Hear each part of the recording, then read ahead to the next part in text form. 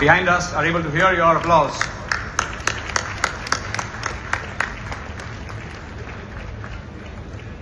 ఈ మహత్తరమైన ఘట్టానికి మనందరం సాక్షులవడం నిజంగా చాలా ఆనందదాయకంగా ఉంది.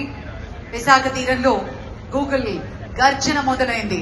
ఆంధ్రప్రదేశ్ యువత భవిష్యత్తు మార్చే ఒక మహాయజ్ఞం.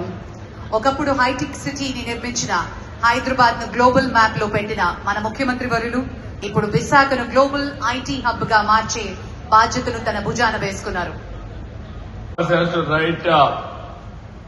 This day 2026 2026 April 28 it will be remembered forever in the history of India, especially in the history of Andhra Pradesh.